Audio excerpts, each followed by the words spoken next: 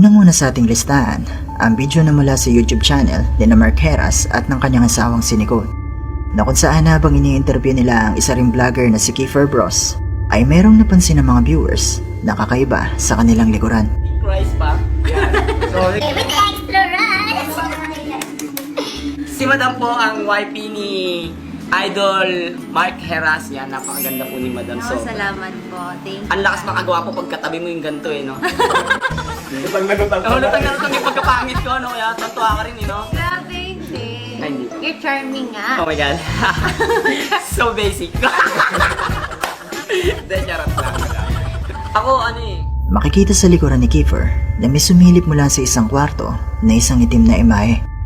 May mga nagsasabi na isa lang din itong tao, habang ang iba naman ay nagsasabi na isa itong multo. Pero kayo nang bahalang umusga kung ano sa tingin niyo ang imaheng ito.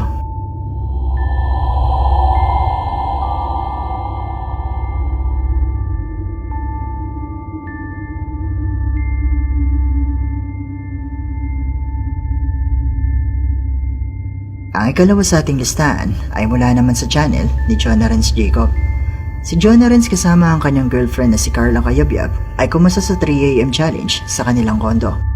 Pero sa bahaging ito ng video, habang sila ay nasa parking area, meron silang nakita na nakuhanan din ng kanilang kamera. Kasi tatakot kami mga bad boys. Ay, siya lang pala. Baka yung camera, maipalto ko, di ba? So, yan nga pala. Ayan. Doon tayo sa kinuhanan natin. Pumunta tayo sa kinuhanan natin kanina. Put.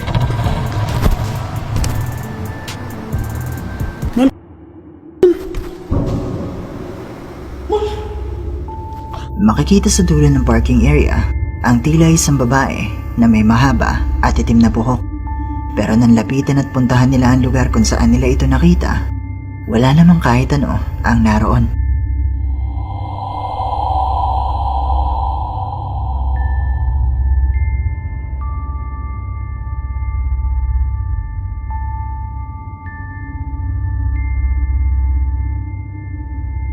Ang ikatlo naman sa ating listahan ay mula sa YouTube channel na Jamil, na pagmamayari na magkasintahan na sina Jaysam at Camille.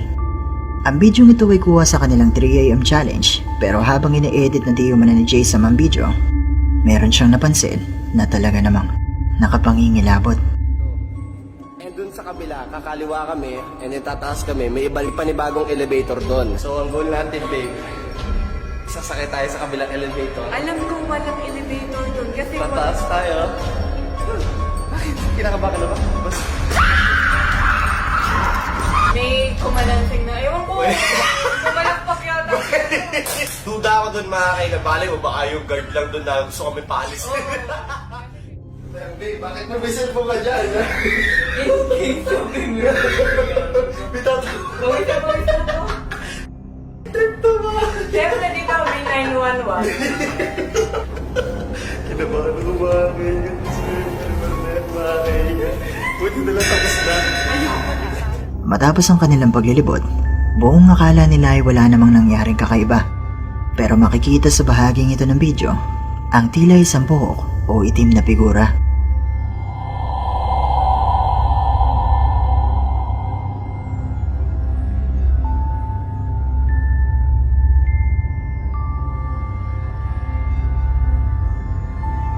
Isang gabi, narinig nilang tumutunog ang alarm ng kanilang unit kahit pa wala namang dahilan para tumunog ito. At dahil makailang ulit na itong tumutunog, naisipan ulit ni Jaysam na mag-video. Mga kaigan, tumutunog yung fire alarm dito sa Kinakabahan lang kami kasi kayo napapatay-patay mga kaigan yung fire alarm doon sa tapat na pito namin. Namamatay tapos bubukas ulit. So nagpaparamdam na naman ata mga kaigan yung nakita natin. Ay naririnig nyo mga kaigan. Patay bukas, no? Diyos me. Ayun mga kaigan, nandito na tayo. Tumutunog siya. Walang dahilan. May marimar na yan. Dito yung may multo eh. Hoy, patay mo nga. Patay mo to, Diyos me. Ayoko na dito. Kung ang pagtunog ng alarm ay pwede pang maipaliwanag na simpleng malfunction lang, makikita sa likuran ni Jaysam ang isang itim na figura ng tao na nakatayo.